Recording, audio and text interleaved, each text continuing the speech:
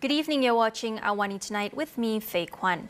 Investment Trade and Industry Minister Tengku Datuk Sri Zafrul Abdul Aziz is set to kick off crucial negotiations later tonight in Washington, talks that could shape the trajectory of Malaysia's economic partnerships. Now, as anticipation builds, all eyes are on the outcomes and signals from these high-stakes discussions. We now head to Washington, where our correspondent Shaf Shukri is standing by. Shaf, what's the atmosphere like ahead of these pivotal talks, and what should be the key priorities for Malaysia as it enters the negotiation room?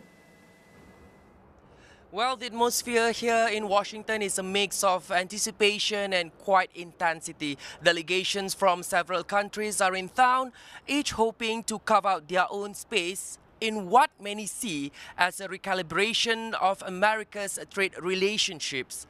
But for Malaysia, this round of negotiations is particularly consequential, not just for our trade balance with the US, but for the long-term credibility of Malaysia as a competitive, cooperative and a forward-looking economic partner.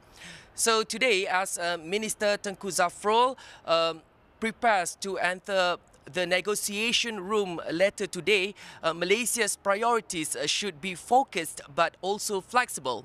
First and foremost, we need to present ourselves not as a part of the problem, but as part of the solution. Malaysia already maintains a relatively low tariff, an average of just 5.6%, and we've been proactive in addressing non-tariff barriers through regulatory reforms that enhance the ease of doing business. And secondly, it's crucial that Malaysia position itself as a distinct and strategic player in this crowded space, with multiple countries currently lobbying the US for a tariff relief or exemptions. The Malaysian delegation must highlight our unique strength, including our role in the global semiconductor supply chain, the strong presence of the US companies already operations in Malaysia, and our broader commitment to economic openness and policy consistency. And these are not just trade advantages; they are trust markers. So finally, one of the key objectives in the meeting and negotiation should be to push for clarity and stability. Businesses, both American and Malaysian, I believe, are watching closely, especially in the 90-day pause on reciprocal tariff set to expire on the July 9th. And this talk offer an important window for Malaysia to shape the narrative, influence decision makers, and mitigate the risks of trade uncertainty. I guess while expectations are high, the strategy here is about a substance over spectacles, and also offering meaningful solutions and demonstrating Malaysia's readiness to be a long-term reliable partner in a more complex global economy. So that's the scene here in Washington for now, and of course we'll be tracking developments closely as the talk unfolds over the next few hours. So back to you in the studio.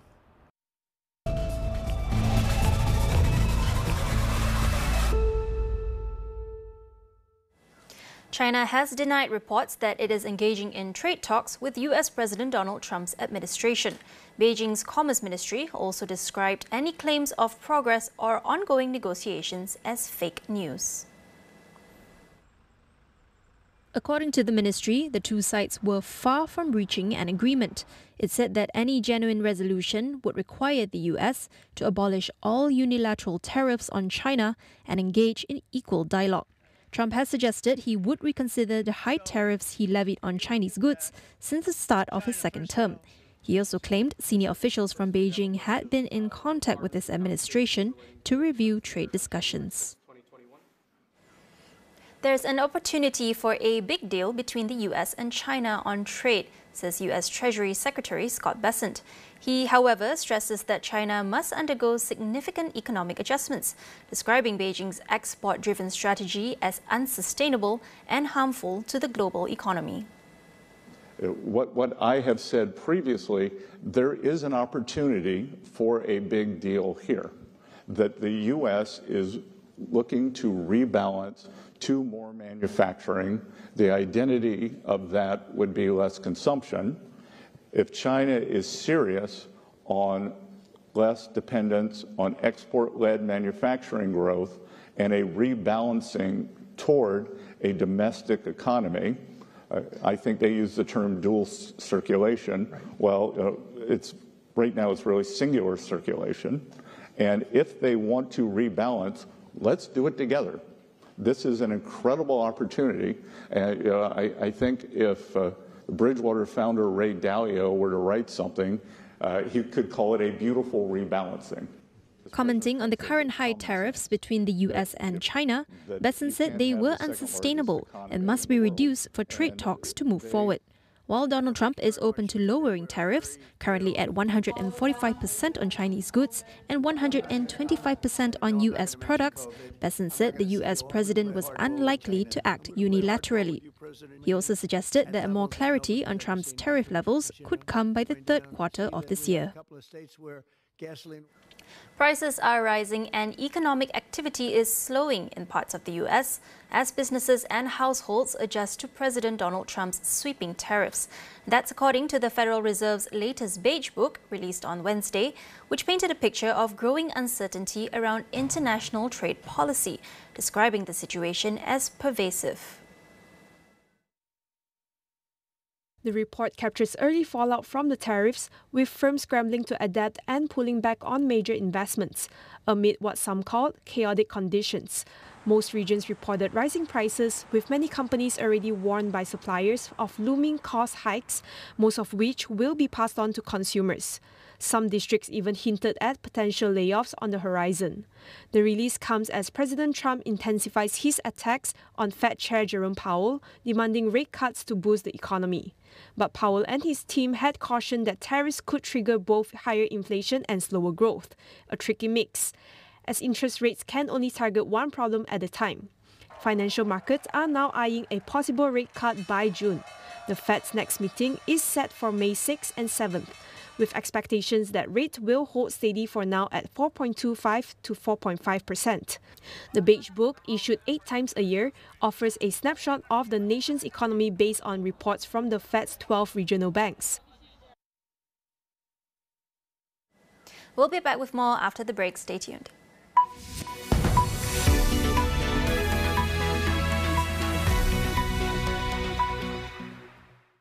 Dah cubalah panas terik, tapi kulit kepala masih gatal dan berminyak. Mungkin ia kelemomo. Gunalah Head & Shoulders. Berkesan menghapuskan kelemomo sehingga 100% bebas kelemomo.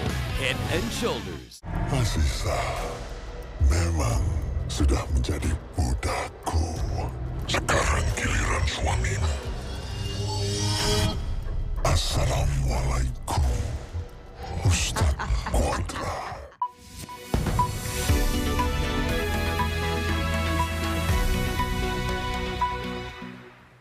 Welcome back. US plane maker Boeing confirms that its Chinese customers are refusing delivery of new planes built for them due to the latest US tariffs. This comes as a third Boeing jet began its return to the US today.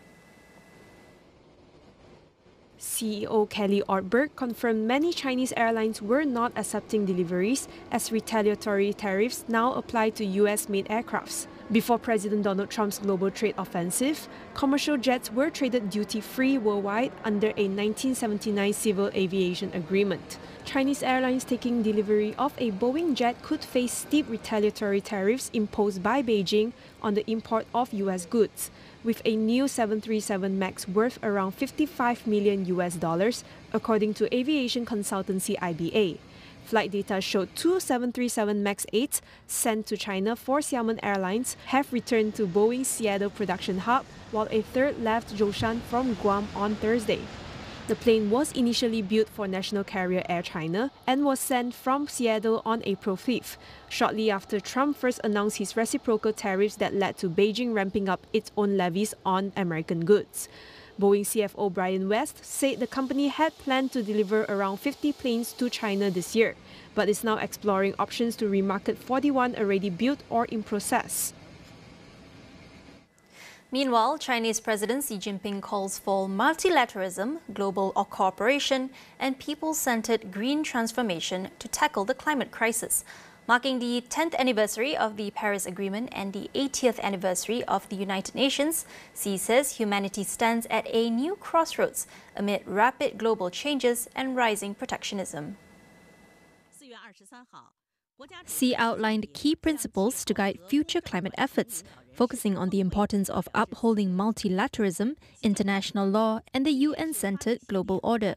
He called for deeper international cooperation, highlighting the need for inclusivity and the free flow of green technologies, while pledging China's continued support for developing countries, especially through South-South cooperation. He also urged countries to take concrete, results-driven actions to meet their climate pledges, calling on developed nations to assist developing countries in shifting towards low-carbon development. China is set to unveil its 2035 climate targets before the upcoming UN Climate Change Conference in Brazil, reaffirming its commitment to climate leadership, green development, and global solidarity. China and Kenya announced an upgrade in ties during a meeting between President Xi Jinping and Kenyan President William Ruto in Beijing, with both pledging to build an all-weather China-Africa community. In a joint statement, both countries pledged to strengthen solidarity, defend the multilateral system, and advance the interests of developing countries through inclusive global cooperation. The two leaders signed 20 agreements spanning science and technology, vocational education, water resources, e-commerce, intelligence support systems, and the railway sector. Africa is a key focus of Xi's ambitious Belt and Road Initiative, or BRI, with Kenya being a major recipient. Nairobi is also China's top bilateral lender, with the latter having financed major infrastructure projects, including a modern railway line from the port of Mombasa into the hinterland. Despite Kenya's mounting debt, Ruto reaffirmed his commitment to meeting financial obligations while seeking additional funds to expand infrastructure. He has vowed to manage the debt responsibly by cutting waste and increasing revenue. In other news, Nissan Motor will invest 10 billion yuan or $1.4 billion into China by the end of 2026.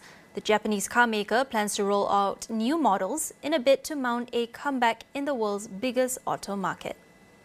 Chief of Nissan's China operations, Stephen Ma, revealed the move at the Shanghai International Automobile Industry Exhibition. Acknowledging the rapid pace of change in China's auto market, he believed Nissan's operations have been reset. According to Ma, Nissan plans to launch 10 new energy vehicles in the country by the summer of 2027, up from a previous commitment to roll out 8 such vehicles by the end of next year. Nissan sold fewer than 700,000 vehicles in China in 2024, less than half of what it sold in just 4 years earlier. Japan's third-largest automaker had to scale back its global sales forecast for the fiscal year ended last month, citing ongoing struggles in China, its second-largest market. That report wraps up AWANI Tonight.